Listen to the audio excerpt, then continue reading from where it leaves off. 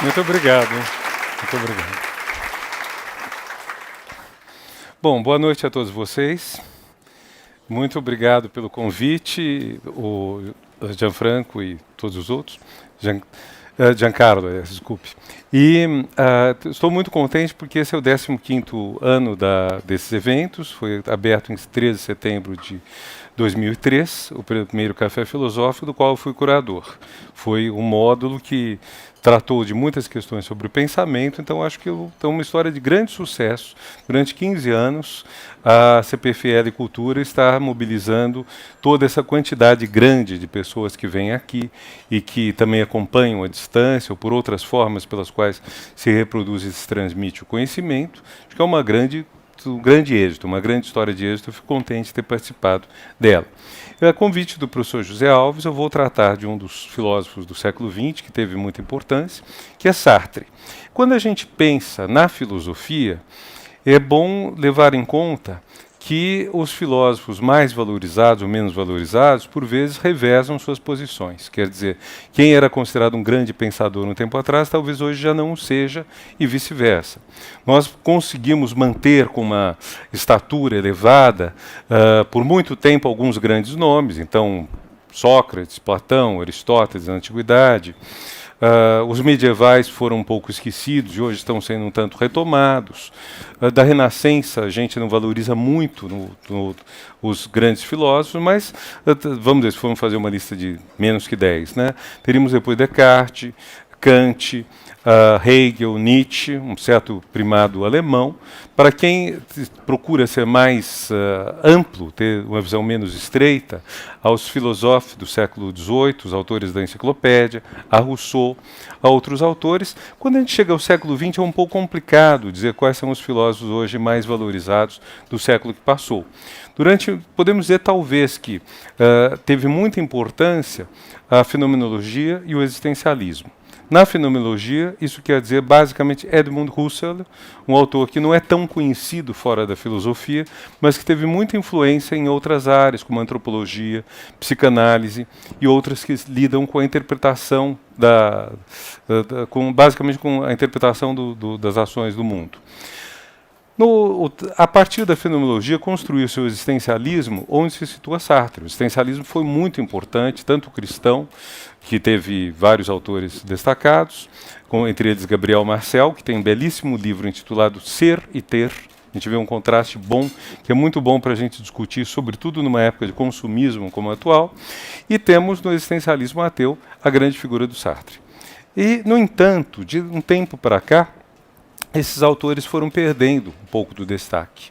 Quer dizer, hoje, quando se fala dos autores do século XX, não se dá mais a importância que já se deu a Martin Heidegger, que durante um tempo era considerado talvez o maior filósofo do século passado, próprio Sartre, Merleau-Ponty, que era seu amigo, depois brigaram por razões basicamente políticas, mas vários deles perderam um pouco a posição que já tiveram. Eu acho que é interessante, quando a gente vai falar de Sartre, tentar ver o que representa essa mudança da posição dele. Foi talvez o grande filósofo nos anos 60, 50, 60, e que depois dos anos 70 começou um pouco a ser obscurecido, entre outras razões pelo impacto do Foucault contra ele na questão do papel do intelectual, podemos dizer.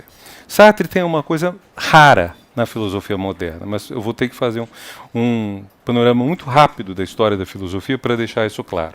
A história da filosofia se divide, não sei porque esse assunto praticamente não é comentado, mas eu acho que deveria ser relevante, se divide entre autores que lecionaram em universidades ou em lugares mais formais e autores que lecionaram fora de universidade.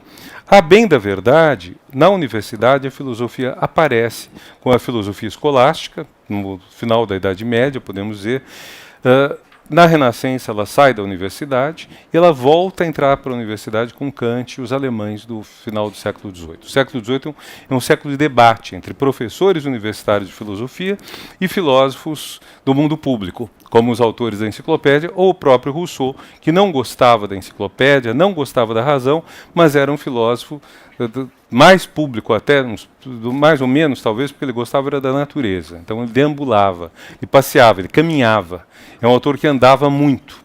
Andava, inclusive, lendo às vezes. Então, nós temos esses momentos em que a filosofia entra na universidade e são os momentos que ela constrói um discurso mais hermético. Quando ela entra na universidade, o discurso se torna mais difícil de se entender. Comparem os autores da universidade, escolásticos, e Kant para cá, com outros autores, próprio Descartes, Pascal, os filósofos do século XVIII, que eu já citei, ou Sartre. Nesses últimos 200 e tantos anos, Sartre é um dos poucos a não estar na universidade, basicamente. Podemos dizer que isso vale em certa medida para Nietzsche, mas talvez menos.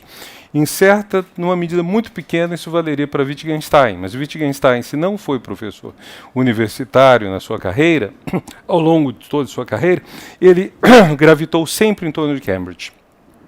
E seus antigos alunos se tornaram lá professores destacados. Então, fora da universidade mesmo, nós temos Sartre, no século que passou. E isso é interessante porque há uma polêmica entre ele e Merleau-Ponty, que eu tive a ocasião de traduzir faz bastante tempo. Foi publicada na Folha de São Paulo, as cartas, e também alguns artigos a respeito, o meu, da Marilena Chauí. E o que é interessante é que numa dessas cartas, Sartre diz o seguinte: ao contrário de você, Maurice, eu não dou aula na universidade. Eu tive desde cedo a possibilidade, graças aos direitos autorais de meus livros, minhas peças, adaptações, etc., a condição de viver sem trabalhar na universidade. E na minha percepção, isso representa uma mudança significativa do tipo de texto, do tipo de produção. Quando você não trabalha na universidade, você tem mais liberdade. Você está falando com um público mais amplo, você muda o seu texto.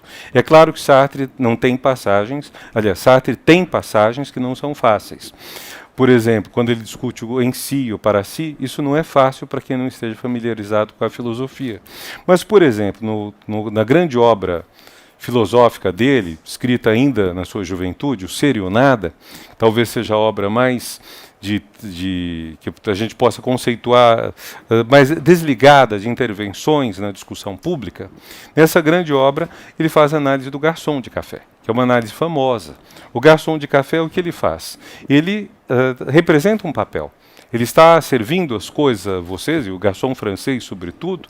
O garçom é alguém que está servindo as pessoas, seguindo uma série de gestos que estão perfeitamente coordenados, conjugados. É um mecanismo. Ele constrói praticamente um papel mecânico no qual ele se apaga dentro do papel, do personagem de garçom que ele representa. É uma belíssima análise essa que ele faz.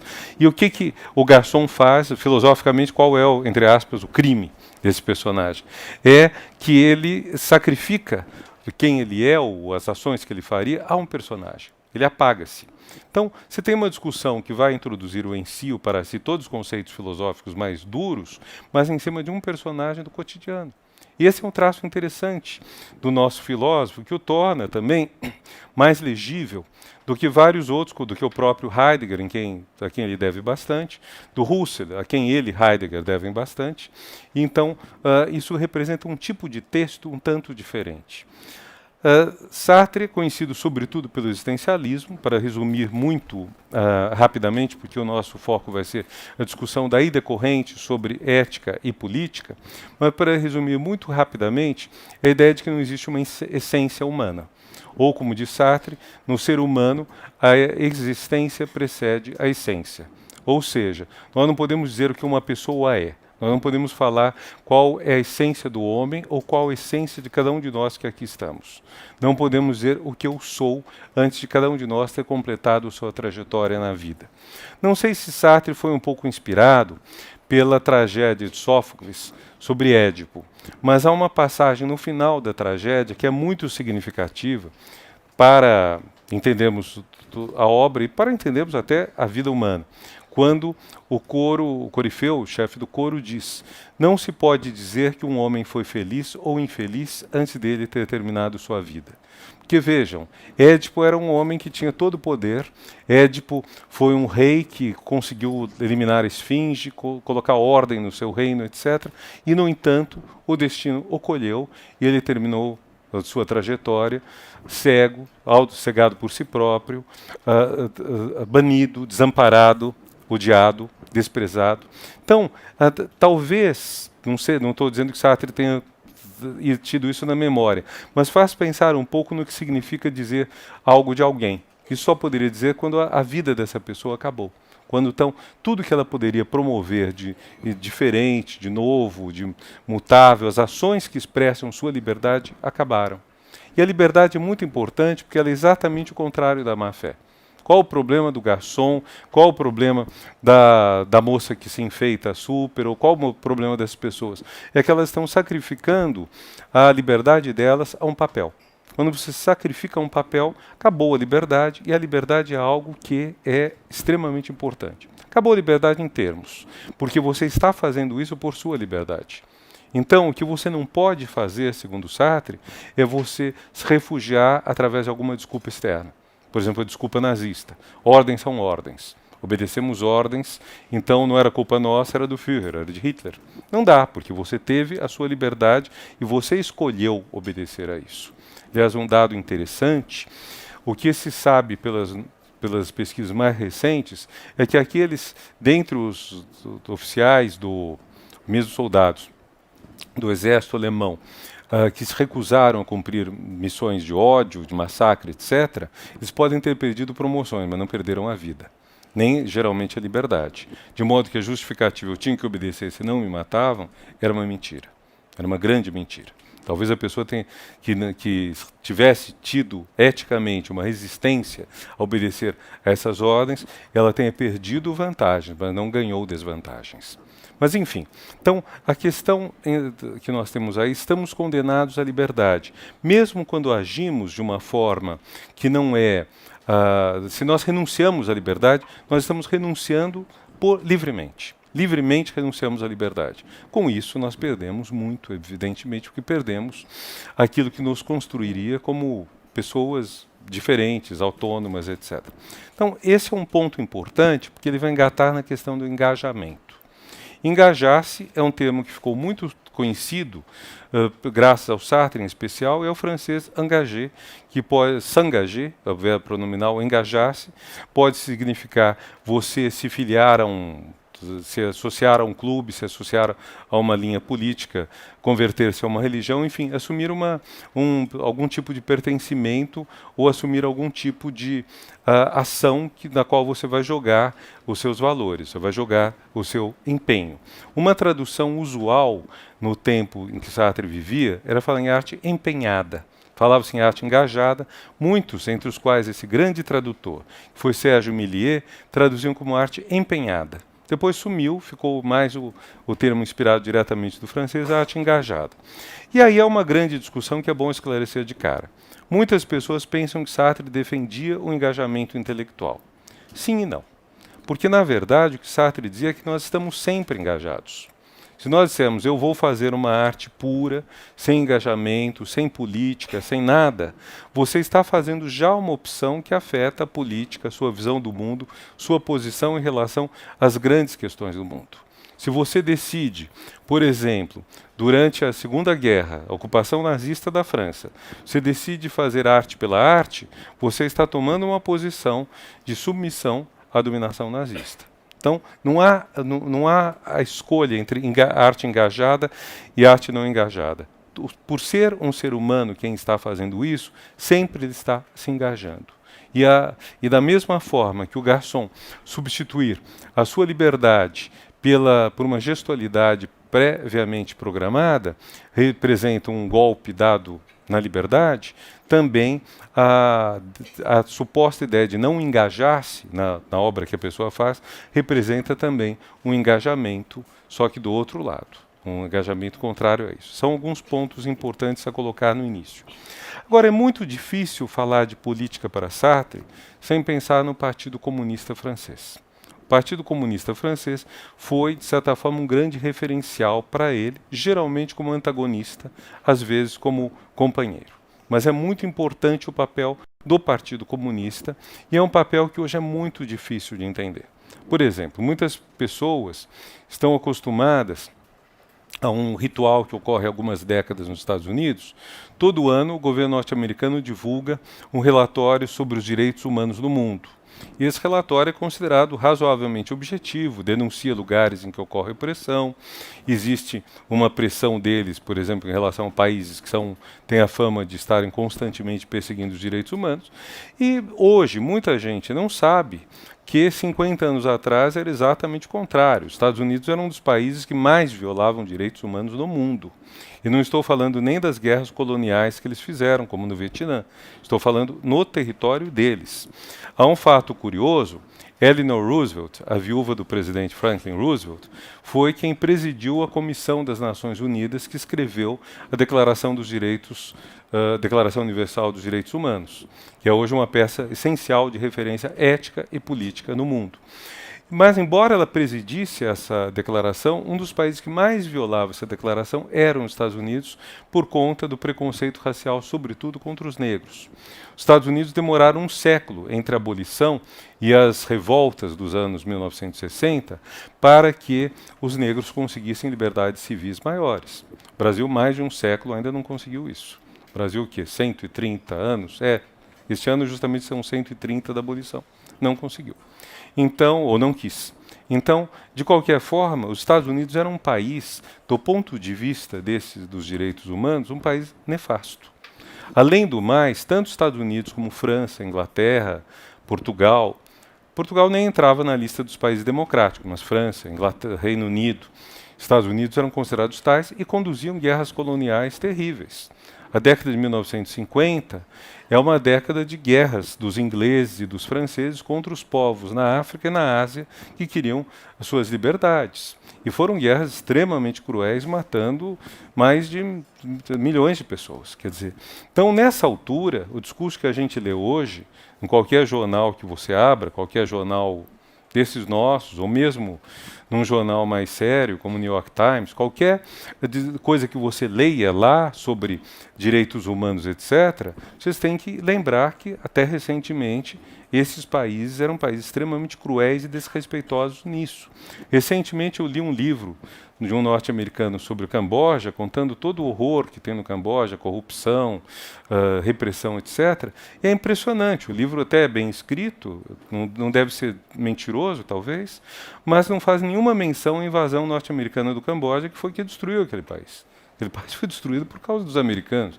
Então é muito esquisito quando depois eles vêm pagar de bonzinhos, vêm se apresentar como gente que, enfim, está querendo fazer o bem, distribuindo ONGs e comissões da ONU, etc., quando, na verdade, o problema foi criado por eles. Então, nós temos que levar isso em conta para entender a posição de Sartre em relação aos partidos comunistas, porque partidos comunistas hoje, o comunismo, estão muito enfraquecidos. Não há como negar que o comunismo no poder foi ditatorial e que a queda das ditaduras comunistas representou um avanço da liberdade no mundo. Como não há como negar que, ao contrário dos nazistas e fascistas, que eram um lixo tanto no poder quanto na oposição, os comunistas na oposição sempre ajudaram muito as causas democráticas. E, no caso, a independência dos países colonizados foi uma causa importante em que os comunistas se colocaram, bem como a melhoria das condições de vida dos trabalhadores. É nesse ponto que Sartre tem a sua simpatia pelo comunismo, e aí há dois textos dele que são referenciais importantes. Um é um texto de 1952 que se chama Os Comunistas e a Paz. Esse é um artigo, depois de uma longa repressão conduzida pelo Estado francês contra os comunistas e movimentos de trabalhadores, é um artigo em que ele defende os comunistas e diz: o que as potências capitalistas querem é a guerra. Elas estão fazendo a guerra na Coreia, que é uma guerra que ainda hoje é muito mal contada. A versão predominante na nossa parte do mundo é que a Coreia do Norte invadiu e atacou.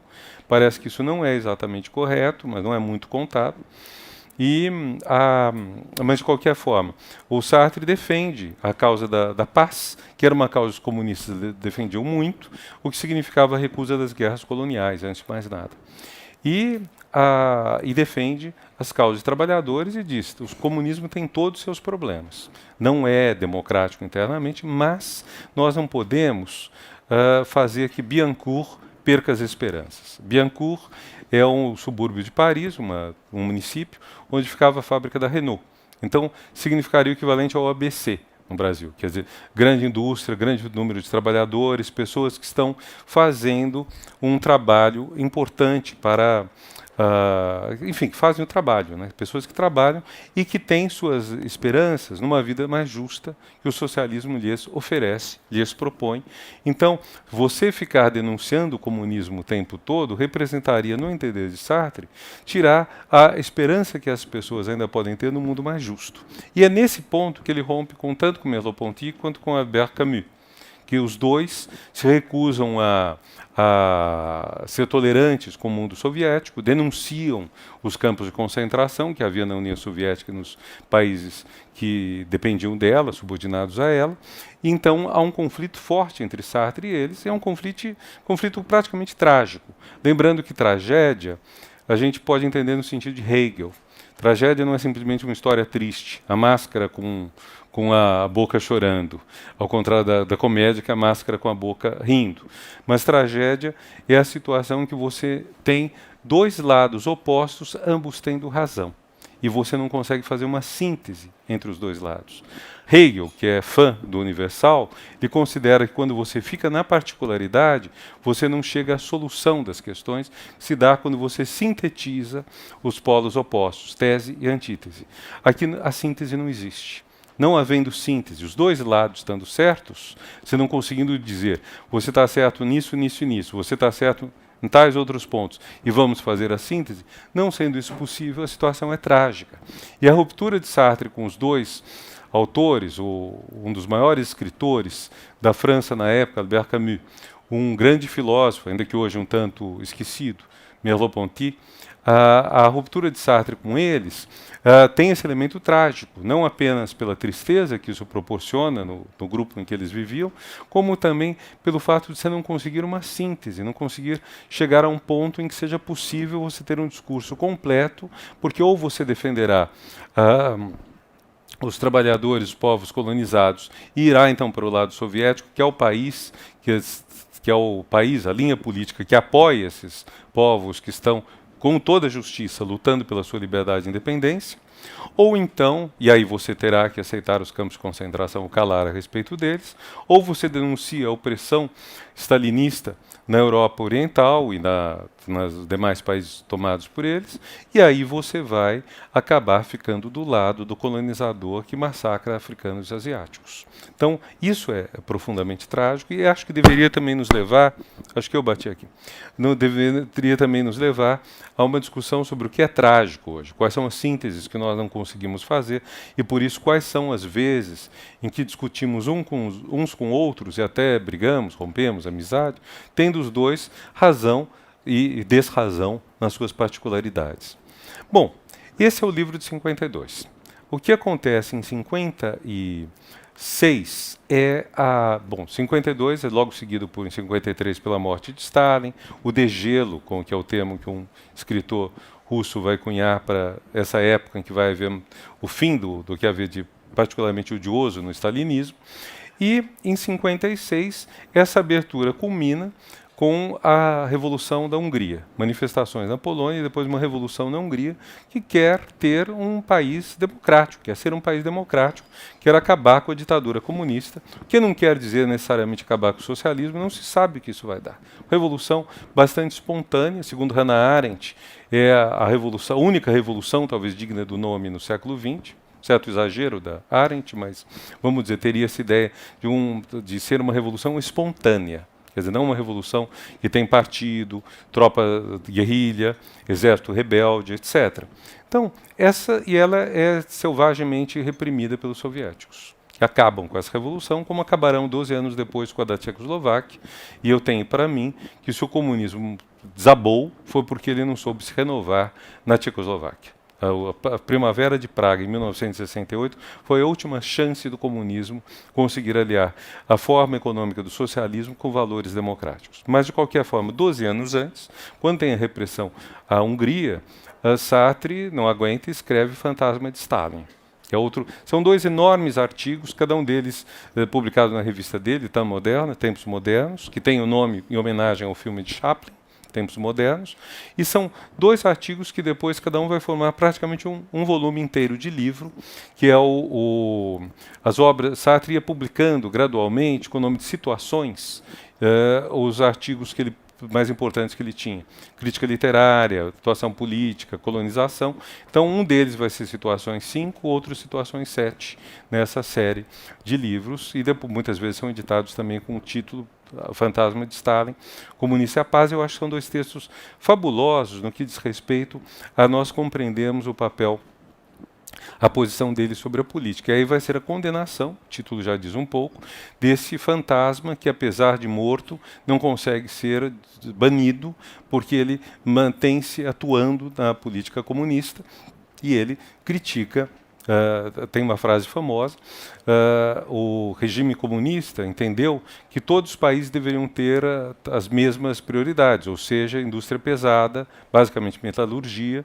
Então, em todos eles foram criadas metalúrgicas, mesmo quando você não tinha ferro, não tinha minério, ou era deficiente em carvão. A União Soviética, claro que tinha tudo, mas cada um criou isso, e há uma passagem notável quando ele fala do ditador comunista da Hungria, que queria construir um metrô, mas o subsolo de Budapeste era muito ruim, muito cheio d'água, então o subsolo era contra-revolucionário e você tinha que fazer o metrô de algum jeito, né, superar esse desafio ao socialismo. Então, esses 2 textos, eles se equilibram bastante, e eles mostram essa situação que Sartre vê. Não é o melhor dos aliados, o Partido Comunista, nem no momento que ele esteve mais próximo, ele foi entusiasmado pelo Partido Comunista francês. O italiano, ele dizia, era melhor. O italiano realmente era bem melhor, mais aberto. O francês era muito fechado. Mas, mesmo quando ele rompe, ele vê, ou quando ele critica, ele vê no Partido Comunista ainda essa possibilidade de revolução que não havia mais. A desilusão total vai ocorrer em 1968, quando, no bojo da chamada Revolução de Maio, com os jovens e se manifestando toda a França, o país parado, os trabalhadores em greve, o Partido Comunista prefere negociar aumentos salariais a fazer a revolução e derrubar o general de Gaulle, o que provavelmente teria resultado em uma guerra civil. É bem provável, talvez com intervenção, quase certamente com intervenção norte-americana. Então, talvez os comunistas não tenham errado tanto. Mas para quem estava nas ruas, para quem apoiou aquela revolução, que essa sim talvez tenha sido a verdadeira revolução, a mais revolucionária revolução do século XX, espontânea, sim, talvez mais certamente que a da Hungria, mas para quem estava lá, isso foi uma grande traição. E é curioso que a partir daí Sartre vai se interessar pelos maoístas, que também são um partido comunista, mas pequeno. É uma época interessante, essa de depois de 68, nos anos seguintes, porque em muitos países, inclusive aqui no Brasil, há a ideia de que o Partido Comunista traiu sua missão, que ele é muito apaziguador, conciliador, e que então deveria haver alguma coisa mais radical, que geralmente cita Mao Tse-tung como inspirador, geralmente dá a si próprio o título de marxista-leninista, Partido Comunista marxista-leninista brasileiro, por exemplo, ou francês ou português, e às vezes até acrescenta em reconstrução, assim, porque entendem que eles estão criando um novo. Em Portugal foi muito divertido na Revolução dos Cravos, que havia o PCP, ML, marxista-leninista, entre parênteses, ER, em reconstrução, e daí um tempo, entre parênteses, R só, já estava reconstruído. Mas cabia numa Kombi, né? Não fazia diferença alguma. E é nesse momento, também muito difícil, que Sartre adere, se torna uma espécie de anjo protetor dos maoístas e coloca toda a sua celebridade, sua fama, sua reputação para impedir que eles sejam massacrados. Ao mesmo tempo, esse período pós-68 é muito apropriado por Foucault, que vai ser outra visão muito diferente, mas que não nos interessa então aqui, mas Sartre fica nessa posição. Bom, isso para fazer um panorama da evolução política de Sartre. Mas eu gostaria agora de me debruçar sobre uma peça de teatro dele que eu considero absolutamente essencial se nós queremos entender política. Se você quiser entender política, há várias referências, mas as principais eu diria são o livro de Maquiavel, O Príncipe, e As Mãos Sujas de Sartre. As Mãos Sujas é uma peça escrita no pós-guerra, da qual o começo passa em 1945 e o fim também, e todo o restante da peça se passa 2 anos antes.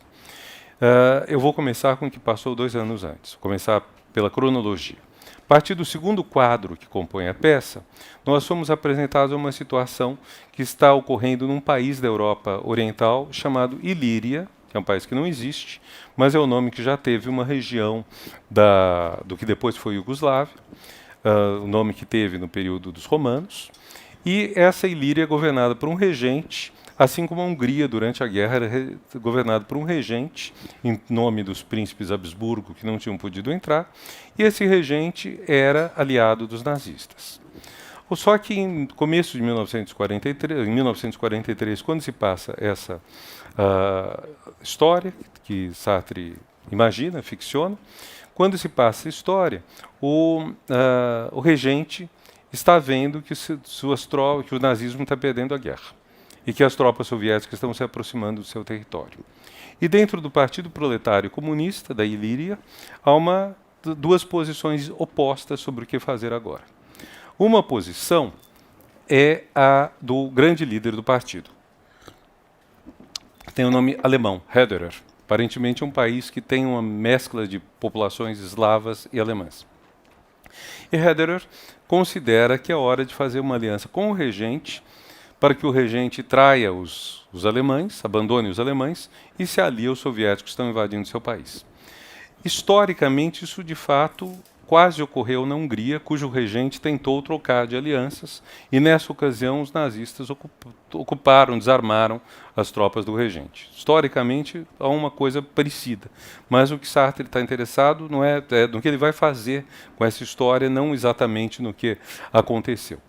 Então, a história os fatos servem apenas de base para a ficção que ele está construindo. Hederer, então, diz o seguinte: nós vamos nos aliar com o regente, esquecer todo o mal que ele fez, e vamos facilitar, então, a vitória sobre o nazismo, com as tropas soviéticas sendo recebidas não pelos tiros das tropas da Ilíria, mas de braços abertos, digamos assim. E outra parte do Partido Proletário Comunista não quer isso, porque diz que o regente fez tais barbaridades contra o povo, contra os comunistas, contra os trabalhadores, que ele tem que ser julgado, condenado, e quem o apoiou também tem que ser liquidado. Então, são duas posições que dividem o partido. E aí é um personagem que se chama Hugo, que é um intelectual jovem, casado, que defende a posição contrária ao Hederer, e é incumbido pelos segmentos do partido contrários a Hederer de matá-lo, de matar Hederer. Então, dentro do partido, a questão vai se resolver pela morte, como muitas vezes já aconteceu em grupos políticos, que se dividem e que um mata o outro. E ele é enviado como secretário a Hederer. E ele começa a ficar fascinado por Hederer, que é um personagem muito interessante, é um personagem amante da vida, ele ama profundamente a vida, personagem que fala não tem nada da contenção, da timidez, do retraimento do Hugo. E o Hugo começa a ficar fascinado por ele, mas discute, fala: eu acho que está errado, o que você quer. O Hederer explica para ele que não. E ele acaba praticamente se convencendo disso. E há a passagem famosa em que o Hederer diz, e daí o título, As Mãos Sujas: para você fazer a política, você precisa sujar as mãos. Você precisa sujá-las fundo. Sujar na merda e sujar no sangue. É isso que é você fazer a política. Passa por aí. Não é só isso, mas é preciso fazer isso. Que é uma coisa que choca muito a visão quase kantiana, podemos dizer, do Hugo. Há uma frase famosa sobre Kant, que data do começo do século XIX, já foi atribuída a muita gente diferente, mas é mais ou menos o seguinte. Não vou falar toda a ética de Kant aqui, mas é uma ética que dá muita importância à intenção e que considera que as consequências dos atos não devem entrar em jogo.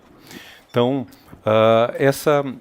a frase sobre Kant é: Kant tem as mãos puras, mas o problema é que ele não tem mãos. Ou seja, a pureza é tão grande que você não consegue agir. Se você faz essa ética, você não tem como agir. Um pouco a oposição entre ética de princípios e ética da responsabilidade vai crescer a partir de Max Weber. Uma ética de demasiados princípios não serve para a política. Então você tem que sujar as mãos, como diz o personagem de Sartre, e como, em outras palavras, diria Maquiavel 500 anos atrás. Então, nessa situação, o Hugo fica bastante abalado com isso, e abalado também com outra frase, com outra conversa que ele tem com Hederer, em que Hederer diz: você não gosta dos trabalhadores. Você está num partido proletário, se chama proletário, e você não gosta dos proletários. Você tem aversão aos costumes deles. E aí Hugo balbucia: eu gosto do que eles podem ser, não do que eles são hoje, mas do que eles serão uma vez libertados do capitalismo, etc. E tal. Uma frase bacana, vocês podem repetir, se quiserem. Aí o Hederer fala: pois é, você não gosta deles. Eu gosto deles como eles são. Eu gosto de beber, se fizesse uma equivalência no Brasil, cachaça com eles. Eu gosto de sair com eles para jogar futebol, se estivéssemos no Brasil. Eu gosto de fazer tais e tais coisas. Então, é muito interessante esse diálogo. E, no fim, o Hederer até diz: você parece ter medo de vida, de viver, etc. E, com isso, o Hugo desiste de matar o Hederer. Desiste. Retira-se para o quarto dele. E eu disse que ele estava lá com a esposa dele, com a mulher. E a mulher está muito insatisfeita, porque com esse marido quem podia estar satisfeito, né? Meio difícil. Mas ela está muito insatisfeita com ele, e aí ela vai encontrar o Hederer, e aí ela o beija. E é na altura em que o marido entra na sala e vê a mulher beijando o chefe do partido, aí ele mata o Hederer. Então é uma coisa extremamente de anticlímax, num certo sentido, porque não matou pelas causas políticas, matou por uma causa inteiramente pessoal. Ele é preso pelo governo da Ilíria, etc. E lá fica. Aí tem o começo e o fim que eu vou contar agora. Em 1945, já terminada a guerra, o Partido Comunista descobriu, depois da morte do Hederer, descobriu que a política que o Hederer defendia era exatamente a política que a União Soviética recomendava. Mas como eles estavam sem comunicação com a União Soviética por causa da guerra, eles não tinham sabido disso. Então o Hederer vira um herói, vira um grande herói, e o Partido Comunista não sabe o que fazer com o Hugo. Então, é oferecida a Hugo uma oportunidade. A oportunidade é a seguinte: você diz que você matou por ciúmes, o que é verdade, tira todo o caráter político da morte e você é reintegrado no partido. Sabe? Mas você tem que decidir isso até hoje à meia-noite. Isso é dito no começo da peça, e todo o resto em flashback para a gente entender do que se trata. E aí, quando chega meia-noite, ele fala: não, eu não vou renegar o que eu fiz. E claro que ele é morto. Bom, acho que eu não cortei muito o suspense, porque o interessante não é tanto suspense. Afinal de contas, as pessoas são capazes de ver na Páscoa, encenar todo o final da vida de Jesus, e todo mundo sabe como termina, né? Então, a gente não precisa sempre evitar os spoilers. Tá certo? Os spoilers, muita coisa, tudo que é história a gente sabe mais ou menos o spoiler. Mas o que é interessante nisso daí é o seguinte: você tem vários temas do Sartre. Um dos temas é: você é o que você fez, você não renega o que você fez. Então, embora a ação tenha sido uma ação de anticlímax, não mais por razão política, mas por ciúme, ele não vai dizer isso, porque isso seria renegar o ato dele, renegar a ação. Seria dizer: eu não fiz o que fiz. E isso é uma coisa para Sartre inaceitável. Mas o ponto principal mesmo é a questão do Hederer, que é o personagem que fala de política. E aí nós temos essa coisa curiosa, porque Sartre, o existencialismo todo, ele parte do indivíduo. Ele parte da existência do indivíduo, que é inescapável.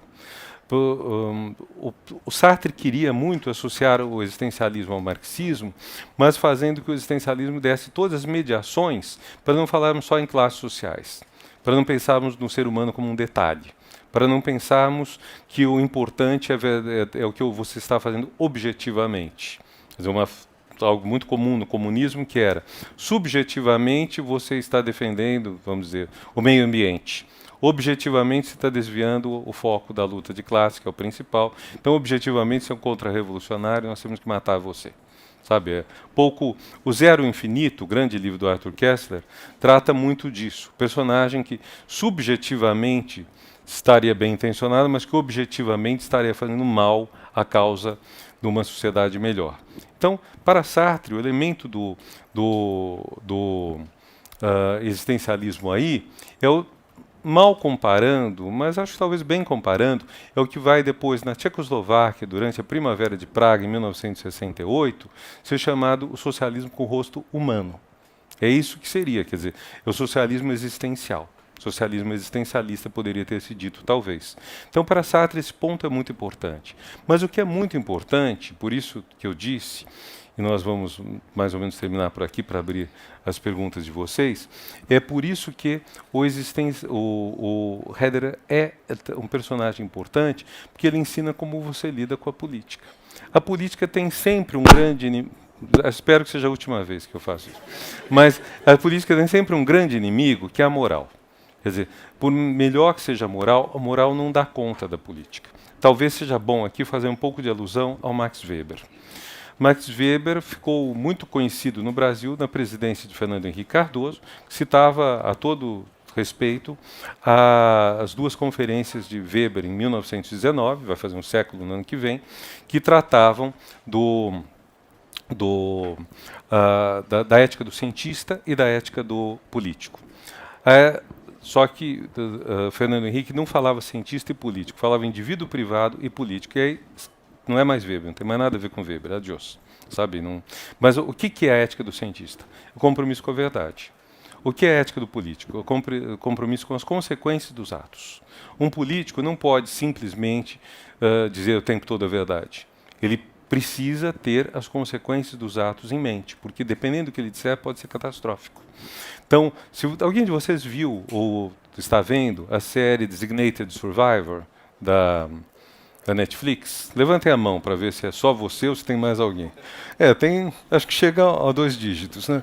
Então, o que você tem no Designated Survivor, que é a história, isso não é um spoiler, porque está bem no começo da história, de uma bomba que destrói todo o executivo e o legislativo americano, sobra um único, que é um secretário pouco importante, que vai ser o presidente da República, porque todo o resto morreu. Então, por uma explosão.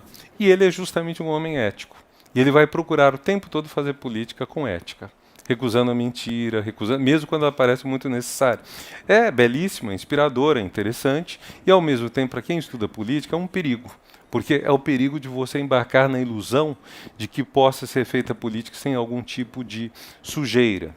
Maquiavel nunca disse que os fins justificam os meios. Essa frase não é dele. Essa frase lhe foi atribuída por seus inimigos da Igreja Católica. Mas há um sentido na política em que você faz um cálculo de custos e benefícios. E esse cálculo de custo-benefício significa que, para atingir determinados resultados, você tem que fazer, eventualmente, sacrifícios em tais ou quais coisas. Para dar um exemplo que não desperte paixões conturbadas aqui na audiência, eu poderia citar o fato de que, na Segunda Guerra Mundial, os norte-americanos negociaram com a máfia para facilitar o desembarque das tropas aliadas na Itália. E um dos preços disso foi libertarem vários mafiosos da cadeia nos Estados Unidos, né, e mandá-los de volta para a Itália, onde viveram até o fim da vida em condições bastante favoráveis. Então, quer dizer, não chega um momento que é pior, você ter os mafiosos ou ter os nazistas? Os ter os nazistas. Então, e não tem outra opção. Não dá para dizer, mas tem uma terceira coisa, nem mafioso nem nazista, porque não há. Você tem que ter que escolher um dos dois.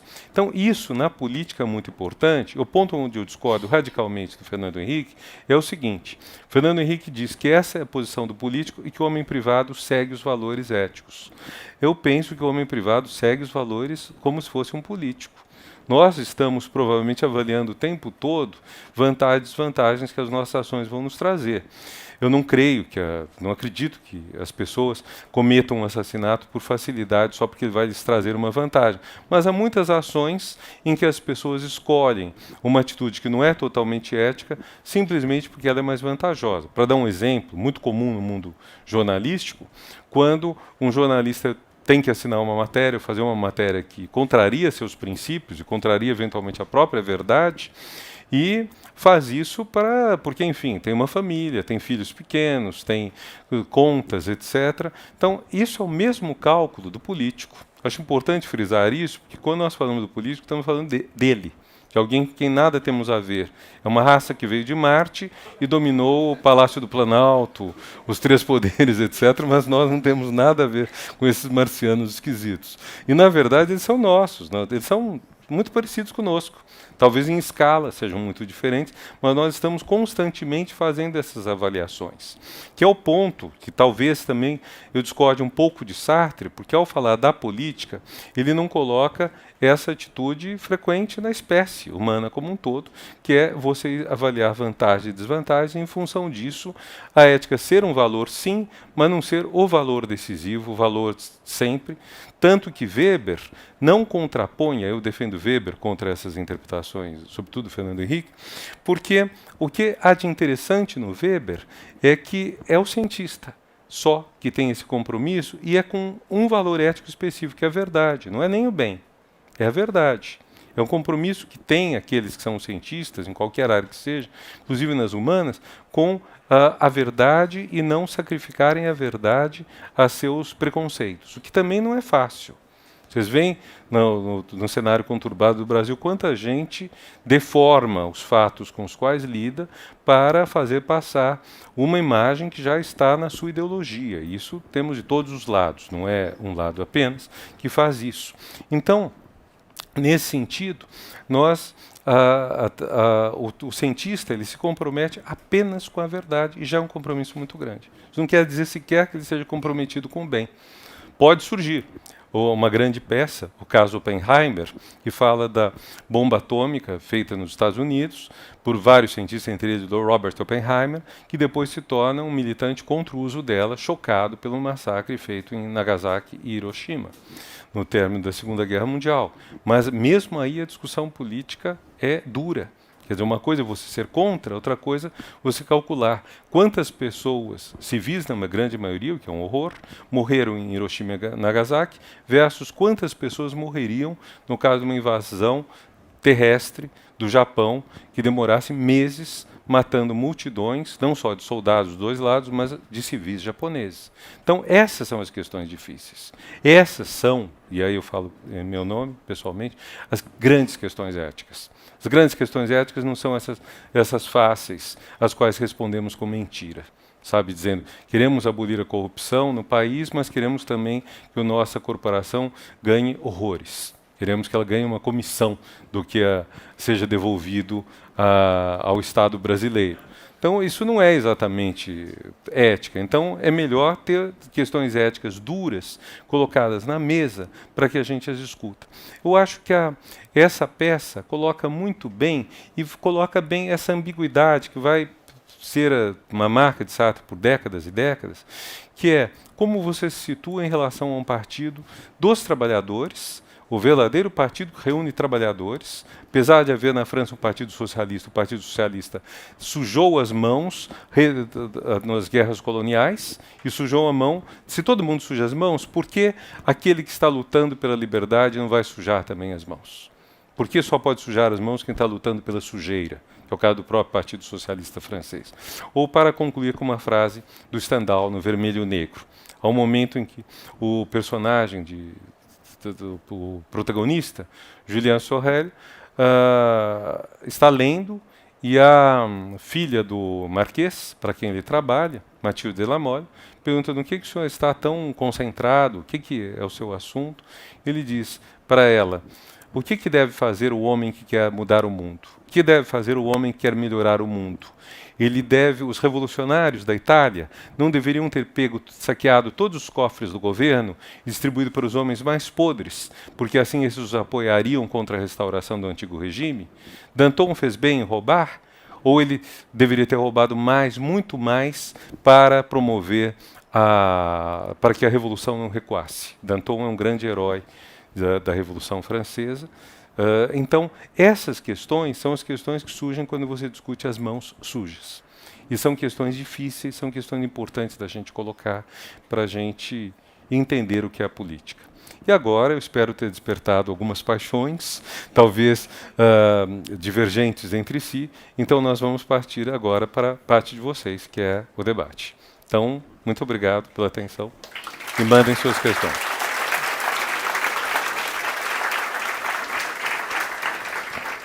Obrigado, Renato Janin Ribeiro, por essa palestra tão, digamos, esclarecedora, em primeiro lugar, mas, sem dúvida, radical, no sentido que vai à raiz das questões. E agora, então, é com vocês. Vocês levantem a mão, por favor. Escrevam as suas perguntas no papel que está à disposição de vocês na mesa. Não vamos... o que a gente aconselha, que sejam por escrito, por favor. As perguntas, nós temos muitas perguntas, inclusive da internet. Façam, por favor, essas perguntas. Levantem a mão de maneira tal que as nossas organizadoras possam chegar até vocês. Mas vamos dar início à primeira pergunta ao curador do módulo. José Alves, agora é com você. Bom, Renato, parabéns. Excelente palestra, reflexões muito instigantes. E vou aproveitar a sua condição de professor de ética para poder explorar não apenas Sartre, mas voltar um pouco do que você citou. Você trabalhou com numa menção aí a Hegel. Eu gostaria de pensar se teríamos condições de indicar minimamente algum traço de universal na sociedade brasileira para poder pensar ou jogar luz sobre parte das crises éticas. E depois, num segundo momento, um desdobramento, que daí sim, o que Sartre, na lógica do engajamento, em qual momento, em qual circunstância ele estaria dentro do quadro brasileiro atual. Só isso? Simples assim? Fácil? Bom, universal. A sociedade brasileira, nesse momento, está muito machucada, está muito dividida. Não estou dizendo que todo mundo esteja de um lado ou de outro, porque é uma vasta parte da população que pouco se interessa por essas questões. Porque tanto merece ser respeitado quanto ser criticado, porque você não se interessar nesse assunto é simplesmente você aceitar o status quo, né? Deixar que as coisas continuem funcionando como estão. Então, nós temos essa divisão grande no Brasil, então acho muito difícil nesse momento, José, a gente ter algo que seja universal na sociedade brasileira. Agora, nós temos um racha. Agora, é interessante que os dois lados do racha correspondem a ênfases éticas diferentes, mas éticas. De um lado, nós temos uma ênfase ética na questão da corrupção, que é uma questão, obviamente, indefensável. Não há como defender a corrupção na política, não há de forma alguma. O outro lado é a ênfase ética na inclusão social. O Brasil aceitar o nível de miséria que ele tinha, diminuiu e está voltando a ter, porque são milhões de pessoas que saíram da miséria e estão voltando, milhões de pessoas que saíram da alta pobreza, mais milhões ainda da alta pobreza, estão voltando sem chegar a ser miséria. O Brasil ser indiferente a isso é uma coisa muito grave. E há um ponto que talvez represente, talvez seja o trágico no momento brasileiro atual, que essas duas pautas éticas eram, quando o PT estava na oposição, uma só. O PT manobrava as duas pautas, a tal ponto que os partidos que ao PT se opunham costumavam dizer que com a pureza pretendida pelo PT, com a luta contra a corrupção pretendida pelo PT, o PT jamais conseguiria governar o Brasil. Os partidos que se opõem ao PT diziam é muito ingênuo, é muito idealista, não dá, não vai dar conta da realidade. E são os mesmos que depois passaram a criticá-lo porque ele deu conta da realidade. Então, é uma situação complicada. O PT, eu escrevi isso no meu último livro, A Boa Política, que eu lancei em setembro, num capítulo, ele perdeu a sua imagem ética. E ele perdeu a imagem ética muito porque, na oposição a sucessivos governos, ele combatia tanto a miséria, ele considerava que a ética consistia em combater a miséria e combater a corrupção. As duas coisas. Convergiam as duas coisas. No governo, ele fez, sem dúvida, muitos instrumentos de combate à corrupção, ela é muito mais visível hoje. Todas as ações que foram conduzidas contra líderes do próprio PT foram conduzidas com base em leis e condutas adotadas pelo PT e que tinham sido recusadas expressamente pelo presidente anterior, Fernando Henrique Cardoso. Quer dizer, digamos, a independência do Procurador-Geral da República. Fernando Henrique manteve o engavetador-geral da República durante 3 mandatos, 6 anos. Então, não há comparação nesse sentido. Mas, ao mesmo tempo que o PT fazia isso, ele perdeu a chance extraordinária de apresentar o combate à miséria, a luta pela inclusão social, como uma grande questão ética. Ela não foi apresentada como uma grande questão ética. Ela foi muito mais festejada pelo próprio PT e seus apoiadores como um momento de satisfação. Agora fulana está podendo comer carne tantas vezes por semana. Nunca comia, a pessoa feliz com isso. Mas o termo ético foi pouco usado. Isso me faz pensar também numa coisa do Al Gore, que foi eleito presidente dos Estados Unidos em 2000, mas não foi empossado, o Al Gore, ele costumava dizer que nos Estados Unidos as causas que mudam a sociedade só emplacaram quando elas se tornaram causas das religiões. Abolição e depois dessegregação. Então eu diria, talvez no Brasil fosse bom fazer que essas causas se tornassem causas éticas e não apenas de conforto. Então, nesse sentido, José, eu não vejo muito como seria possível pensar uma síntese hoje, mas acho que essa síntese tem que estar no horizonte. Não pode nem haver os movimentos que combatem a corrupção, que são totalmente indiferentes, para não dizer que tem um gozo na existência da miséria, o que é absolutamente intolerável. E também não faz sentido defender as políticas de inclusão social apagando a corrupção. Acho que o Brasil, nesse momento, que é muito duro, ele está vendo a sua cara, e é uma cara muito feia em muitas coisas. E acho que talvez a chance que a gente tenha a partir disso seja definir novas políticas, o que não significa partir do zero, mas significa, só me alongando um pouco mais. Eu acompanho a política brasileira desde mais ou menos 1960. Outro dia eu fiz um balanço desse tempo. Nesse período, nós tivemos um período de otimismo na ditadura Médici. Não estou dizendo que o otimismo fosse justificado ou não, estou dizendo sociedade mais satisfeita. 3, 4 anos de Médici. Depois disso, uma crise tremenda no todo o final da ditadura, todo o começo da vida civil, até que 10 anos depois de terminada a ditadura, quase, o Plano Real introduz um primeiro mandato de Fernando Henrique, que é um mandato de uma certa satisfação social grande. O segundo mandato, um desastre. Quer dizer, o Brasil realmente economicamente muito ruim. E uns 10 anos de Lula e começo de Dilma. Então, nesses quase 60 anos, desde 1960, nós temos 3 anos de Médici, 4 de Fernando Henrique e talvez 10 de PT. 17 anos de otimismo. E 40 e tantos anos de desgraceira, de pessimismo. Então, como é que quando vem essa desgraceira a gente não é expert nisso? Quando isso acontece, a gente deveria ter doutorado em como lidar com momentos de desgraça ou de dor. Sabe, na mágoa ou na tristeza ou na alegria. Nós tivemos muito mais tristeza do que alegria, e para nós, quando ela chega, parece que caiu do céu ou do inferno sobre nós, e nós não sabemos o que fazer. Isso é muita estupidez nossa, né? Quer dizer, acho que uma coisa que nós teríamos que fazer é aprender a resolver nossos problemas. E não pensar simplesmente quando tem o Plano Real e está todo mundo comprando coisa, ou quando a inclusão social faz bombar a economia e deixa as pessoas mais felizes, que tudo isso está dado, sabe? Não está dado, tem que ser consolidado, são tarefas difíceis. Acho que isso talvez fosse o otimismo, e eu não sei, eu já falei muito, já respondi muito, mas o que Sartre diria nesse momento, Sartre sendo uma pessoa de esquerda, ele obviamente defenderia as políticas de inclusão social, isso eu tenho certeza que ele defenderia. Mais do que isso, não saberia dizer, assim, em termos de posição sartriana, qual seria o engajamento. Tudo bem. A gente está transmitindo ao vivo agora pelo site do Instituto CPFL, pelo aplicativo, também no YouTube e no Facebook. Só alguns números aqui, passaram cerca de 8 mil pessoas que tiveram acesso à palestra. Bom. De vários lugares do Brasil, e um público bastante cativo aqui fora. Só citar algumas cidades, na verdade eu vou citar lugares de fora, porque foram bastante mesmo.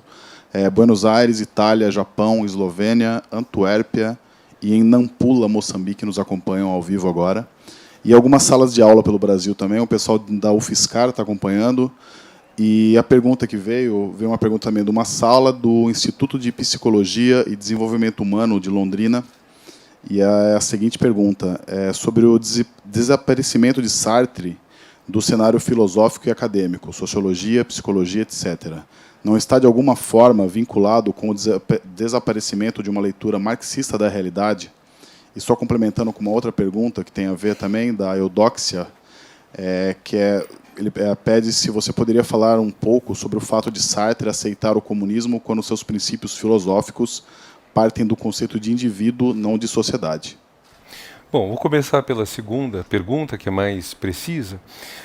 Sartre deixa claro, no que ele escreve sobre o marxismo, especialmente na Crítica da Razão Dialética, que é de mais ou menos 1960, que ele entende que que o marxismo, falando em termos bem simplificados, dá o mapa geral da coisa, mas ele não faz as mediações entre a vida econômica e social, entre a vida econômica, entre a política econômica, ou a vida econômica mesmo podemos dizer, e a vida humana nos seus detalhes. Então, por exemplo, se nós formos tratar de psicologia, o marxismo não dá conta. Não dá conta. As tentativas de fazer uma psicologia materialista, como o Georges Politzer, não tiveram êxito.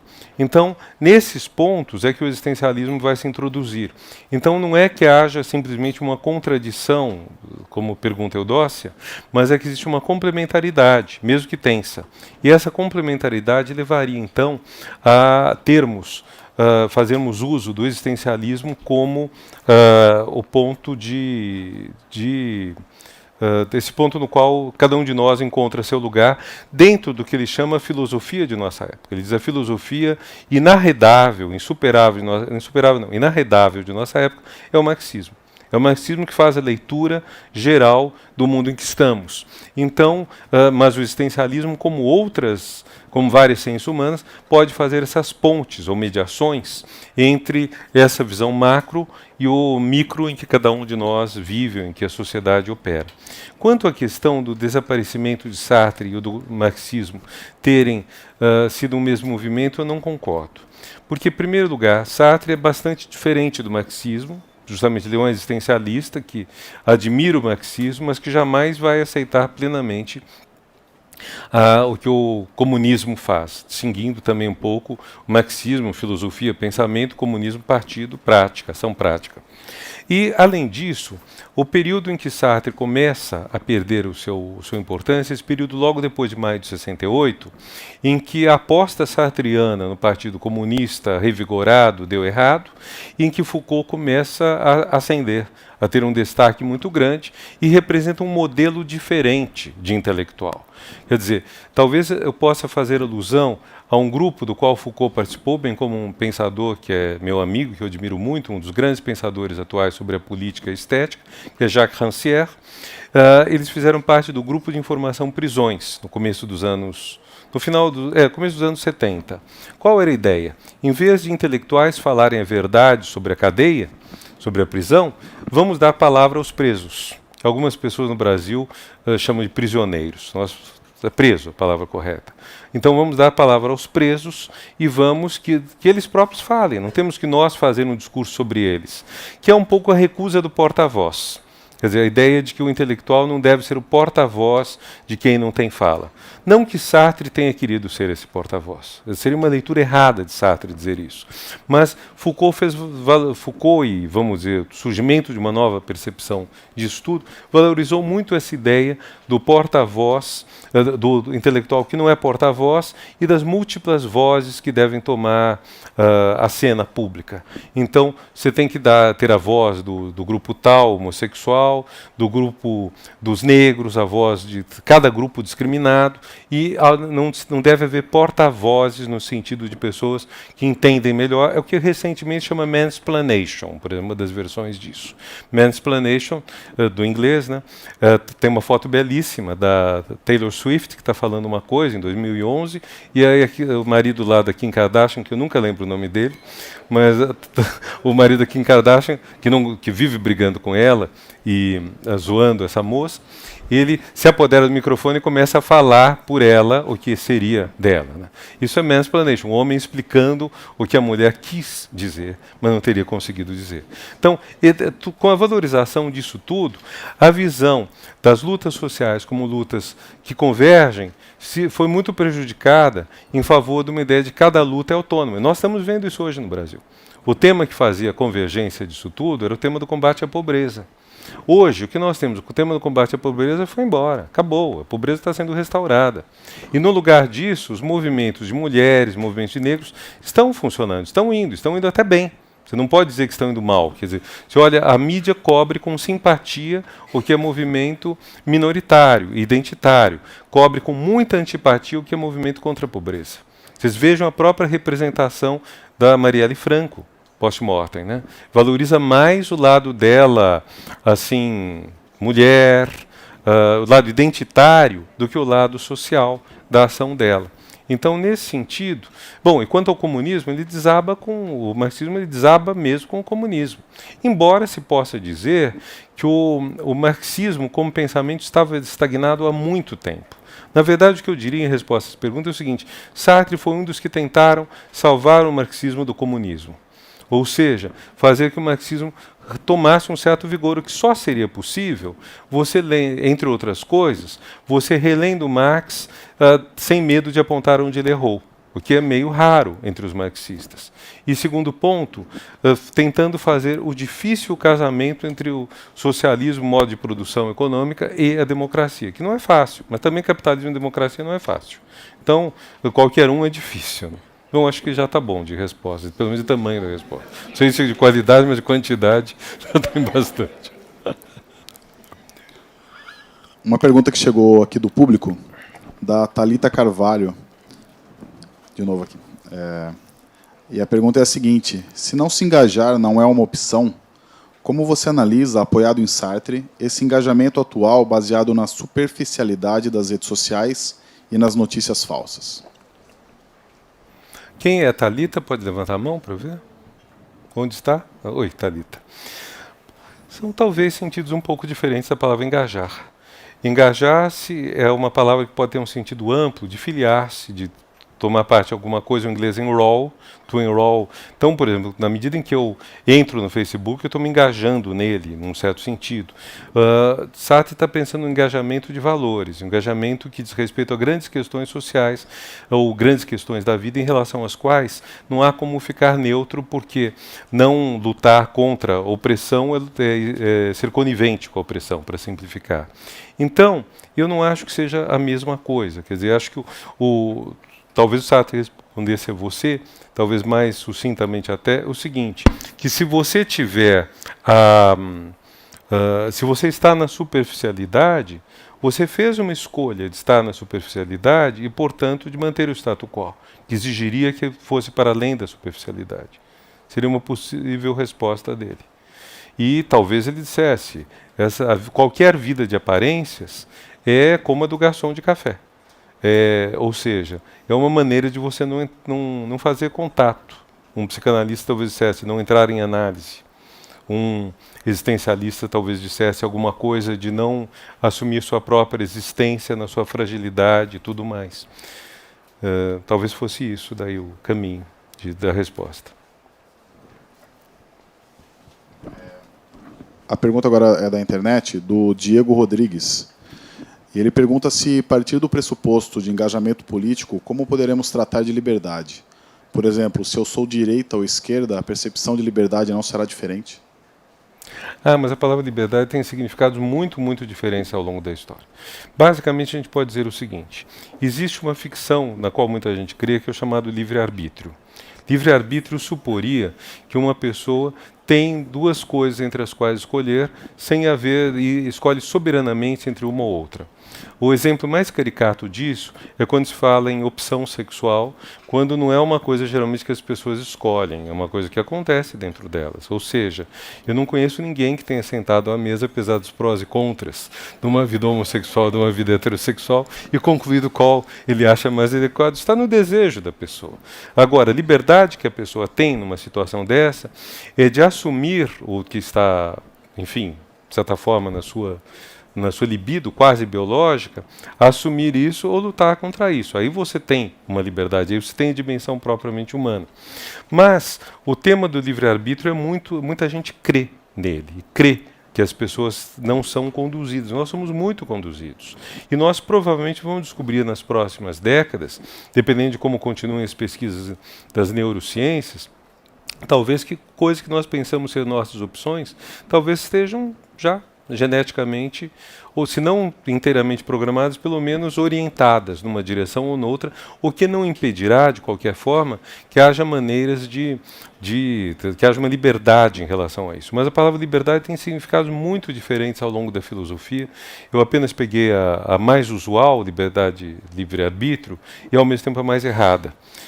Você poderia dizer, para alguém mais de direita, talvez a liberdade esteja muito associada à liberdade de empreender, a liberdade que tem o seu modelo na livre iniciativa do empresário, com pouco controle social. Para alguém mais de esquerda, talvez a liberdade fosse uma liberdade de realização pessoal, que não passa tanto pela questão empresarial, mas pela questão da realização das potencialidades, inclusive as que não se traduzem em ganhos ou perdas econômicos. Então, talvez a gente pudesse dizer isso. E a Isaiah Berlin fez uma distinção entre duas liberdades, a liberty to, liberdade para fazer determinadas coisas, que seria mais de esquerda, e liberty from, liberdade de não estar sujeito a determinadas coisas, seria liberdade mais de direita. É uma distinção que faz sentido. Então, a liberdade mais liberal ou de direita seria essa na qual nós não somos, não temos tutela. Então, o Estado não define o que nós vamos fazer, afeta muito pouco. A liberdade mais de esquerda seria uma liberdade na qual, por exemplo, a sociedade pode concluir que é importante todo mundo ter uma determinada educação, conhecer determinadas coisas, sem as quais a pessoa será impotente para realizar sua vida, e talvez também fazer exercícios físicos para ter uma boa saúde. Então, são coisas, na verdade, o próprio antagonismo delas é um antagonismo complicado, estão falando de coisas diferentes. Então, por exemplo, na Europa, mesmo nos países governados pela direita, o Estado social-democrata se consolidou numa certa medida. Vou dar um exemplo holandês, gosto muito desse exemplo. Na Holanda, 2 meses antes das férias, cada família recebe um cheque que só pode ser gasto em férias. Não pode ser gasto em outra coisa. O que é um dinheiro que vem dos impostos, claro, e vem da conclusão que chegou a sociedade holandesa de que é bom para a saúde física e mental de todo mundo você tirar férias. Uma resposta liberal possível, mas que vai ser fracassada, vou dizer por quê, seria: é um absurdo o Estado não permitir que essa pessoa use o dinheiro para investir num negócio que quer fazer, etc. E a resposta ao liberal, ao liberty from, seria: a sua liberdade é individual para você, sim, para você decidir, mas ela afeta todo mundo. Ela afeta a sua família. Se você não tirar férias, suas relações de família vão ser perturbadas. Você está afetando seu cônjuge, seus filhos, as pessoas que dependem de você. Está afetando sua saúde, o que significa que você vai onerar a sociedade com os gastos de tratar a sua saúde. Está afetando talvez sua duração de vida, o que vai representar um desperdício para a sociedade. A discussão é complexa e ela é interessante porque nós podemos continuar essa discussão por muito tempo com argumentos de um lado e de outro. Então, no caso da liberdade, acho que nós temos todos esses horizontes para colocar. E no caso da ética, eu acho que a ética é justamente essa discussão que você não pretende ter uma conclusão, uma resposta, em que a última coisa que pode haver é um assessor, um consultor de ética que diz como devem resolver as coisas. Sabe, a última coisa, mais errada. Tem uma certa birra de código de ética, para dizer a verdade, porque os códigos de ética eles substituem a ética, que é um espaço de discussão, pelo código, que é um outro nome para a lei. E ética e lei não têm uma relação muito fácil. A relação não é boa. Antígona já percebeu isso numa peça de 2.400 anos atrás. Mas vamos continuar aí com as perguntas. Boa noite. Meu nome é Herculano. E as questões de liberdade, que é estabelecido pelo Estado de Direito, diz que eu sou livre e tenho direitos se eu limito o poder. Porque o poder sempre foi corrupto. O poder sempre foi o quê? Corrupto. O próprio abdicar poder para pessoas iguais a mim é a primeira corrupção que a gente tem. Abdicar para um ser igual, com todas as minhas falhas, abdicar poder para ele. A primeira corrupção, portanto, não é do indivíduo dando poder. E foi esse o sentido do Estado de Direito, estabelecer limites ao poder, que hoje nós estamos sendo ultrapassados. Todos aqueles conceitos de Estado de Direito estão desmoronando, nós estamos desconstruindo o Estado de Direito. Então, eu chego à conclusão que os temas de liberdade deveriam ser rediscutidos novamente. Né? E isso sempre, porque acabar com a corrupção é acabar com o poder. Mas qual é a sua pergunta? Perdão? A sua pergunta qual é? Eu suponho que o sistema hoje deveria ser trocado para níveis de liberdade maior, sem muito Estado, com nenhum poder, e talvez substituído pela liberdade de mercado, principalmente. Tá bom. Então vamos responder a isso. Há um grande referencial liberal sobre a questão do poder e da corrupção, que talvez você tenha em mente, é Lord Acton. Lord Acton foi um historiador inglês, católico, do começo do século XIX, e que tem a frase famosa, geralmente citada de maneira errada. A frase dele é: o poder tende a corromper. O poder absoluto corrompe absolutamente. Vocês vejam a diferença das duas partes do comentário de Acton. O poder absoluto corrompe absolutamente, mas o poder em si, ele tende a corromper. Não é verdade, portanto, que todo poder é corrupto. O poder tem uma possibilidade de corromper, mas que pode ser limitada se você tiver pesos e balanças, pesos e equilíbrios, como se fez na Constituição norte-americana e na teoria inglesa da Constituição do século XVIII. Contemporâneos, uma teoria inglesa da Constituição e uma Constituição de fato escrita nos Estados Unidos com a ideia de 3 poderes se equilibrem. Montesquieu fala disso um pouco antes da Constituição americana, quando ele examina Portugal e Espanha. Diz: Portugal e Espanha têm regimes absolutistas e têm a Inquisição. Tudo isso é um horror. O absolutismo ibérico é um horror, a Inquisição nem se fala. Mas o fato de ter os dois, diz ele, atrevendo um paradoxo grande, o fato de ter os dois significa que um limita o poder do outro. O rei não pode fazer tudo porque ele tem que temer a Inquisição. A Inquisição não pode fazer tudo porque tem que levar em conta o poder absoluto do rei. Então, o que seria o poder absoluto de um e que seria absoluta corrupção é limitado pelo outro. Eu pego um exemplo horroroso, né? Ninguém de nós aqui é simpático, suponho, nem ao poder absoluto, nem à Inquisição. No caso da Constituição norte-americana, o que nós temos?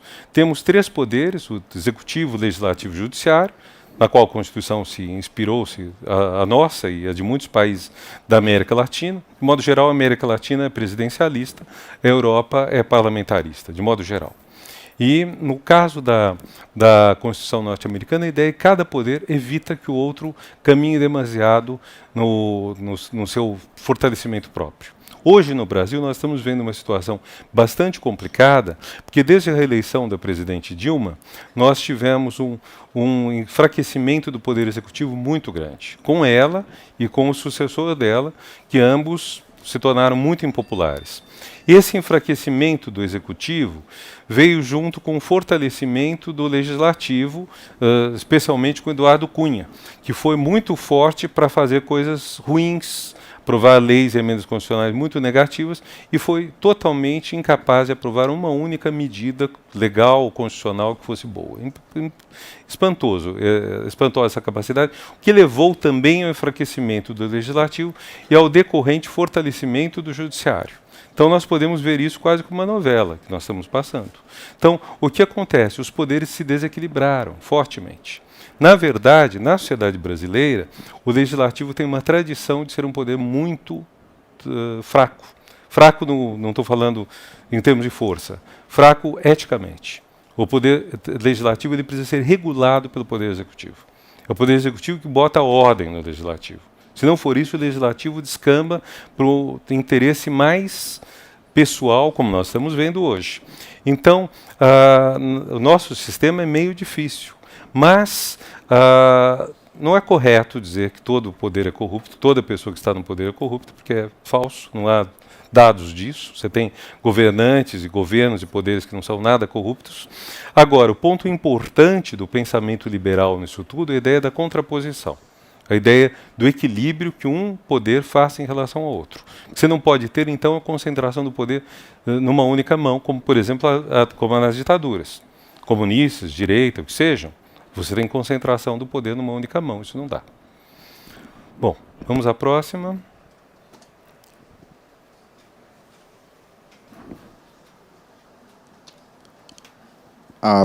É uma pergunta que veio do público, do Vitor Fernandes, e ele diz assim: com o crescimento do fascismo no Brasil, quais devem ser as pautas ou táticas que devemos tomar em defesa da democracia?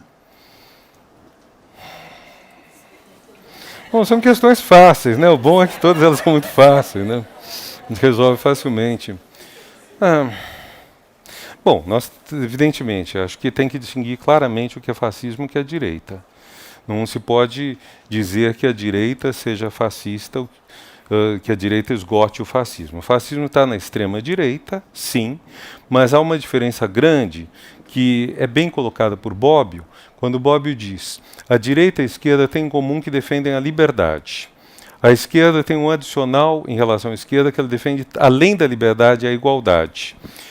A extrema-direita e a extrema-esquerda, continua Bobbio, elas são contra a liberdade. Então, a extrema-direita não defende nem a liberdade nem a igualdade. A extrema-esquerda, segundo Bobbio, defende a igualdade, mas sem liberdade. A esquerda defende liberdade e igualdade, a direita defende liberdade. Então, há uma diferença entre esses 4 pontos. Na prática, hoje no Brasil, nós não temos extrema-esquerda. Quer dizer, não dá para dizer, nenhum dos grupos, nem PCdoB, nem PSOL, nenhum desses grupos mais conhecidos defende o fim da liberdade. Mas como o foco aqui é a questão do fascismo, que está na extrema-direita, o primeiro ponto é a recusa da liberdade, que acho que é a grande questão, que aí está presente.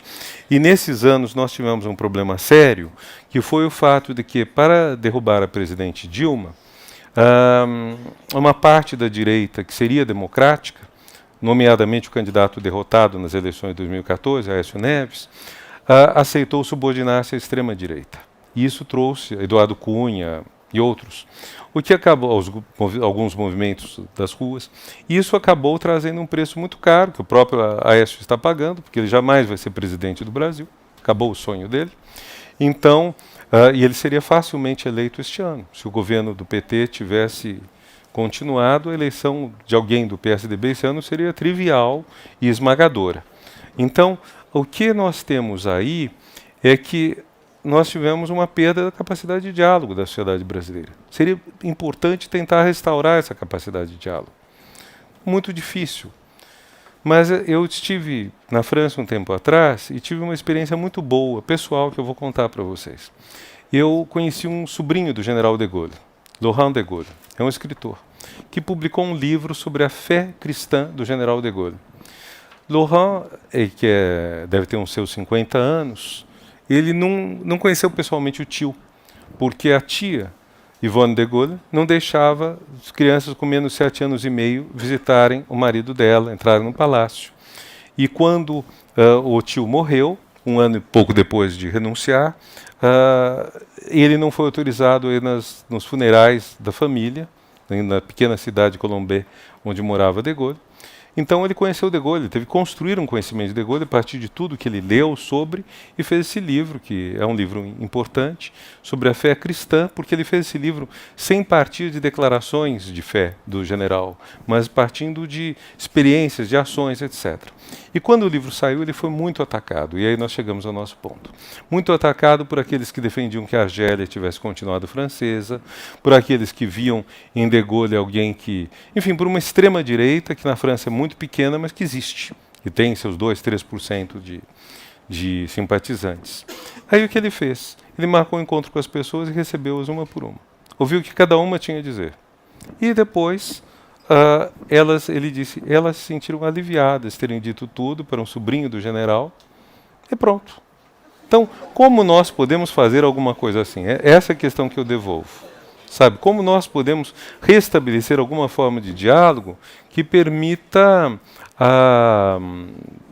enfim, coisas se recompõem, que voltem as pessoas a conversar, que parem de repelir-se umas às outras depois do segundo ou terceiro significante. Nós estamos fazendo na prática o que a Cambridge Analytica fez, e o que qualquer bom marqueteiro de campanha sabia há muitos anos antes de virem as supostas revelações da Cambridge Analytica.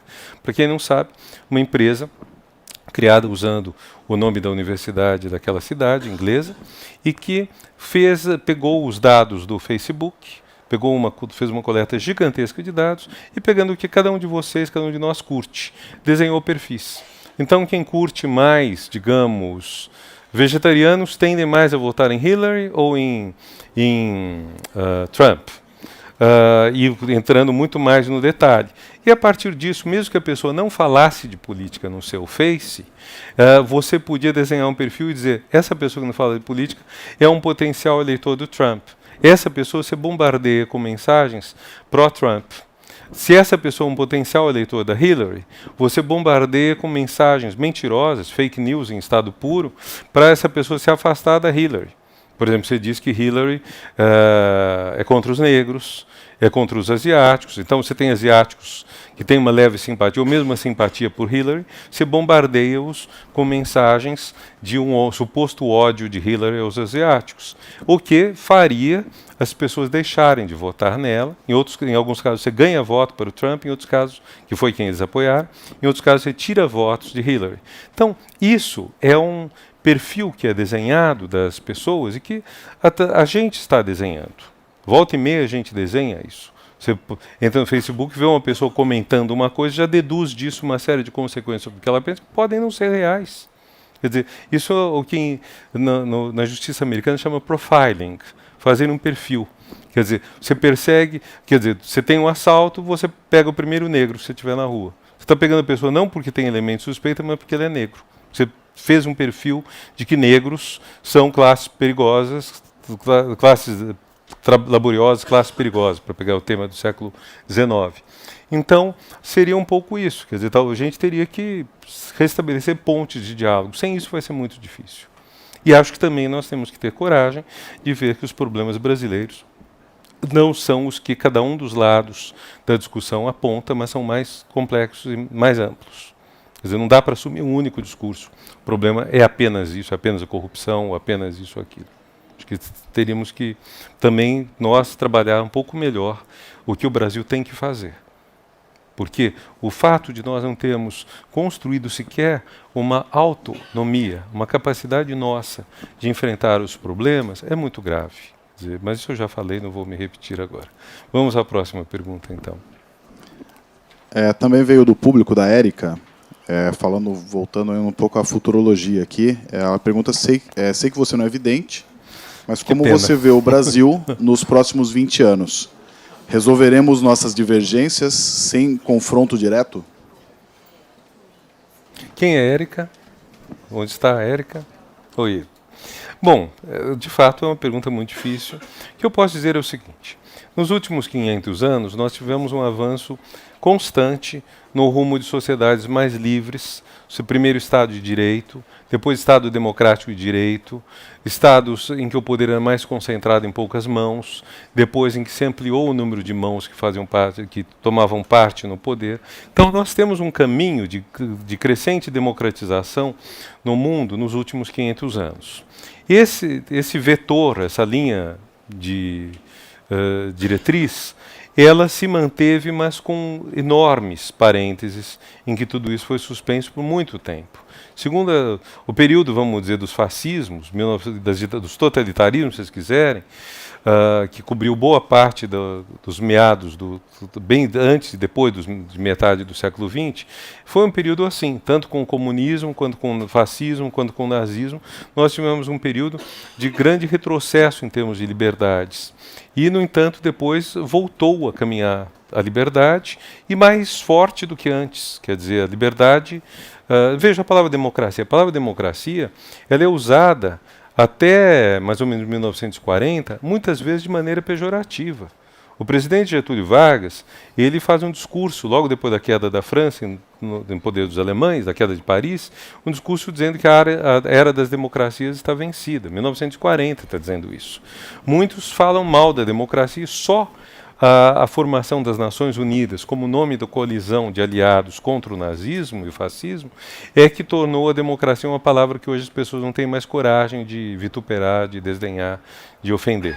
Então, a popularidade da palavra democracia tem o quê? 70 anos, apenas isso. Então, e no entanto, nós temos esse caminho.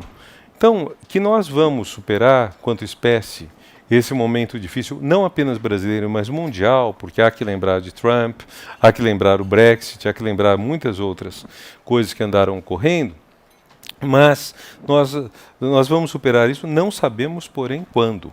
Como tentar fazer chegar a esse quando? Penso que há certas coisas que as próprias denúncias todas, esse próprio sistema de intensa destruição que nós estamos vivendo no país, apontam. Quer dizer, vai ser muito difícil o Brasil voltar a... Quer dizer, apesar da elite brasileira, da sociedade brasileira, ter sido planejada para ser desigual, ter sido planejada para ser excludente e opressora, e isso está no projeto de Brasil que funciona há 500 anos, Apesar disto, nós tivemos um avanço na convicção dos mais pobres de que eles têm direitos, o direito a ter direitos, como diz Hannah Arendt. Bobbio, desculpe. Houve um avanço disso. Foram colocados a nu muitos mecanismos de corrupção. É muito difícil a gente simplesmente dar um passo atrás nisso tudo. Então, acho que nós temos que tentar fazer uma agenda abrangente que dê conta de todos esses aspectos e que faça um novo projeto para o Brasil. E esse novo projeto, acho que tem coisas de todos os lados. Quer dizer, eu peguei o Ministério da Educação numa fase extremamente difícil. 6 meses nos quais eu fui titular da pasta eram meses nos quais ficou evidente a falta de dinheiro do país. Evidente. E, no entanto, os beneficiários de políticas que tinham sido muito positivas para o ensino superior, para a educação em geral, ao longo de 12 anos, dos 12 anos anteriores, eles não foram solidários com o momento de crise pelo qual o Brasil passava. Não foram solidários. Eles não perceberam, não perceberam as únicas pessoas no Brasil que não sabiam que havia uma crise econômica brutal, eram as pessoas que iam me visitar, pedindo aumento de salário, depois de um aumento real de 20% nos servidores das universidades federais, ou então verbas, no caso das universidades, eles provavelmente nenhum lia jornal, nenhum acompanhava o mundo, nenhum tinha parente na empresa privada. Mas é uma coisa que representou uma falta de visão, uma falta de lucidez muito grave. Porque, com isso, nós ficamos ouvindo um discurso que não tinha mais como ser sustentado. Mas é um exemplo que está perto de nós todos. Quer dizer, o país passou agora o quê? 3 anos de queda do PIB. Então, sem aumentar o PIB, você não consegue fazer nenhuma política social. Se você não atentar para os elementos de sustentabilidade e tentar fazer economia, crescimento econômico sem a sustentabilidade, você vai criar problemas para as outras gerações, para daqui a alguns anos gigantescos. Olhem as marginais dos rios na capital do estado. As marginais isso é um absurdo. O Saturnino, que fez os canais da cidade de Santos, faz um século e pouco, ele recomendou que a cidade de São Paulo preservasse 250 metros de cada lado do Tietê e do Pinheiros, que eram a terra que eram pertencentes ao rio. A cidade não fez isso. Alagamento houve, há e haverá. Então, e será muito mais caro você resolver isso hoje do que teria sido não ocupar essas margens. Então, por isso que uma coisa que volta e meia se ouve, vamos melhorar a economia, para isso vamos acabar com as regulações ambientais, etc., é uma grande besteira. Ou acabar com os direitos sociais, é uma grande besteira. Cria problemas para depois. Então, bom, desviei um pouco da questão diretamente, mas acho que tudo isso está ligado, porque, paradoxalmente, ao mesmo tempo que há um pessimismo muito grande na sociedade brasileira, nós estamos tendo uma possibilidade de enxergar coisas que antes não eram vistas. E o encontro com a verdade, vou repetir um lugar comum, ele é emancipador. Você enxergar a verdade dá mais liberdade. Porque você tem que definir novas políticas, não simplesmente repetir os jargões. Mais perguntas? A pergunta que veio do público, da Ana Paula, e ela pergunta qual a influência da Simone de Beauvoir nas posições do Sartre. Quem é Ana Paula? Onde está? Oi. Olha, a verdade é o seguinte, Sartre sempre foi a figura de destaque e a figura proeminente. Simone de Beauvoir teve uma participação extremamente importante na vida cultural, intelectual, filosófica, é autora de obras muito boas, mas eu não sei se ela teve muita influência sobre ele, não. Eu lembro que nas Memórias de uma Moça Bem Comportada, ela diz que quando conhece Sartre, Sartre demole, numa tarde, num café, toda a moral, a ética própria que ela tinha construído para si própria, que ela diz que era uma ética muito oportunista. Em algumas horas, Sartre demole isso. Sartre vai ter sempre esse papel muito importante para ela, extremamente importante. E, ao mesmo tempo, uma relação, eu acho que a força da relação afetiva dos dois é muito grande. É muito difícil pensar, quer dizer, não é a questão de quais ideias ele deve a ela, mas a questão de que os dois devem um ao outro a sua estabilidade. E é bom aproveitar esse momento também para acabar com essa bobagem de que ele propôs que reinventassem o casal. Isso é uma das maiores besteiras que se dizem, é o fato de que os dois tiveram um caso breve, amoroso, logo se conheceram. Depois o Sartre decide ir, não lembro se para a Alemanha ou para a Áustria, nesse momento, fim da década de 20, e aí ela está muito triste de separarem-se. Ele fala, vamos reinventar o casal. Isso volta e meia tem gente que coloca, fala que eles tiveram um casamento ou um relacionamento fora do usual. O fato é o seguinte, cada um amou outras pessoas, cada um viveu com outras pessoas, e Simone teve dois grandes amores na vida, o Nelson Algren e depois o Claude Lanzmann. E esses dois foram os amores. E o Sartre, e esse casal ia todo ano, na década de 50, para a Itália, de carro, junto com o casal Sartre e Monique Vian. Então, eram dois casais. Mas vamos, pelo amor de Deus, ninguém mais fale que eles tinham uma relação amorosa moderna, porque não é exatamente o que a gente chama de relação amorosa no sentido usual. É amor no sentido que temos amor por amigos, por grandes amigos, mas não é o amor sexuado, o amor de casal. Não é. Então, acho que uma ilusão a respeito dos dois era bom tirar. E há um episódio engraçado que dizem que aconteceu em Araraquara, quando a elite paulista tão conservadora reservou um quarto de casal para os dois. Na visita a Araraquara em 1961, a visita ao Brasil, que incluiu Araraquara, evidentemente, mas onde Fernando Henrique e Ruth Cardoso assistiram à palestra. E aí foi engraçado, porque não só eles não dormiam juntos, como eles não tinham nada sexual juntos, né? Então, mas havia essa fantasia do casal ao casal. Há um filme que eu não sei o título, mas que trata que eu vi há anos atrás no HBO, um filme com ela e Nelson Algren, e o final do filme é quando vão fazer uma reportagem para Paris Match sobre os dois no Café de Flore. E aí o Nelson Algren está ao lado da Simone de Beauvoir, que está entre ele e o Sartre. Aí o fotógrafo pede que ele se afaste para tirar só os dois. E o Nelson Algren, não sei se isso é verdade ou não, se levanta, sai do café e vai embora, aparentemente, de tudo, inclusive da vida dela. É ficção, mas não sei se tem uma base real. Mas, enfim, pelo amor de Deus, ninguém mais comece a sentir que tem a obrigação de ter um relacionamento moderno como o de Simone e de Sartre, porque não é um relacionamento, no sentido que as pessoas chamam relacionamento. Temos mais perguntas? Bom, infelizmente chegamos ao fim da gravação e pedimos desculpa, porque nós temos muitas perguntas, mas infelizmente chegamos ao fim da gravação e realmente temos várias outras perguntas que depois passaremos ao Renato para responder. Mas agradecemos muito a presença, a apresentação do Renato e a condução também do debate, que foi, como mínimo, contundente, foi profundo, foi esclarecedor e na sua figura de